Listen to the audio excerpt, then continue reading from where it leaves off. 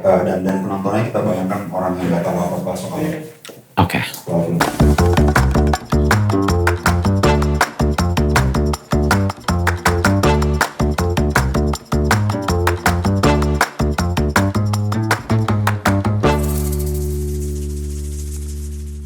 Boleh minta dideskripsikan dulu nggak sih sebenarnya kostum desainer itu di dalam film, pekerjaan yang seperti apa? Bertanggung jawab atas apa saja? Oke. Jadi kostum designer kalau di film atau di produksi karya audiovisual ataupun panggung gitu ya, pekerjaannya memang bertanggung jawab penuh terhadap pakaian-pakaian yang dipakai oleh actors atau talents atau penampil yang ada di karya tersebut gitu. Apapun yang dipakai dari ujung kepala sampai ujung kaki itu adalah tanggung jawab kostum designer. Sebenarnya kerjaannya kalau digambarkan sependek itu penjabarannya. Kalau misalnya memang ada cerita atau ada kebutuhan karya yang harus akurat, harus juga merespon konsep cerita dari visi kreatifnya director, kemudian konsep besar production designer. Jadi kostum jadi bagian di dalam situ sehingga memang pekerjaannya tidak sesimpel yang tadi saya jelaskan di awal. Jadi banyak kompleksitas, banyak skill yang atau pengetahuan yang juga harus dikuasai. Kira-kira skill-skill apa saja yang harus dia kuasai sebelum dia terjun ke dunia desain busana? Kalau kita ngomongin costume designer di global yang memang ada studinya gitu ya, ya pasti kan mereka memang diajarkan tuh kalau di luar costume design sama fashion design gitu. Bedanya kalau fashion dia membuat busana buat sehari-hari, kalau kostum memang by purpose untuk a creative project gitu. Skillnya kalau kita mengacu pada di sana ya jelas ada skill itu. Tapi kalau di Indonesia memang karena kebanyakan juga otodidak, akhirnya kita coba mencari skill apa yang harus kita punya. Karena memang orang pada akhirnya tuh pertama kali nyarinya yang penting taste dulu terhadap busana tentunya gitu. Tapi taste itu nggak cukup, diperlukan dia jelas harus bisa basic menjahit gitu. Kemudian tapi tidak perlu yang master gitu skillnya.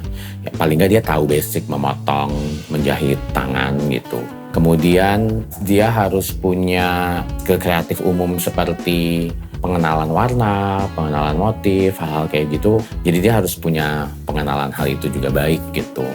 Kemudian lebih dari itu menurut aku ketika kita bisa memahami apakah itu sejarah, apakah itu sosiologi, apakah itu antropologi, itu jadi skill yang menurut aku cukup penting sekarang dimiliki karena juga industrinya bergerak ke cerita-cerita atau project-project yang membutuhkan kostum designer yang mengerti itu. Bagaimana sih itu berkontribusi dalam kreativitas seorang penata kostum designer? Ada dua project aku yang sangat berbeda. Yang pertama Yuni, yang kedua Lasmen Bubroto. Dua-duanya memiliki warna yang kalau kita lihat kasat mata tuh memang semuanya warnanya keluar. Tapi warna yang dipilih juga harus mewakili sosial ekonomi, budaya yang ada di film tersebut gitu. Oh ternyata warna merah yang dipakai sama, tapi kenapa bisa beda ya gitu. Kemudian kita melihat bagaimana suhu udaranya di daerah tempat pembuatan film atau cerita berlangsung di mana akan mempengaruhi bahannya, akan mempengaruhi motif, tekstur, hal-hal tersebut gitu. Tapi tidak banyak yang menyadari bahwa even kita membuat karya yang masa kini, untuk bisa mengadjust desain dan gayanya ke dalam rumah si tokoh utamanya itu, mungkin kadang-kadang ada yang mungkin hanya template sebetulnya, oh ini modern tinggalnya di kota besar bla bla bla bla. Tapi kita mungkin tidak jarang yang masuk ke dalam layer-layer yang lebih emosional. Itu sih sebenarnya. Gimana biasanya proses kreatif seorang kostum designer? Memulainya ada beberapa jenis director call. Ada juga production call, ibaratnya apakah LP-nya atau produsernya yang nelpon. Nah, habis dari situ biasanya memang sudah lebih template ya flow-nya. kita harus ngobrol sama production designer atau art director, karena bagaimanapun juga kostum designer harus merespon warna, tekstur, arah visual yang dibuat oleh production designer. Habis itu ada yang mungkin memang langsung fitting, ada yang langsung harus test look dulu untuk menentukan gaya yang kita pikirkan itu cocok nggak nih sama badannya dan karakternya si cast gitu. Ketika semuanya udah proof dari sisi desain, konsep, dan juga dari sisi budget, kita mulai belanja, kita mulai mendesain dan mengeksekusi itu dan syuting. Mulainya tuh biasanya dari mana ya?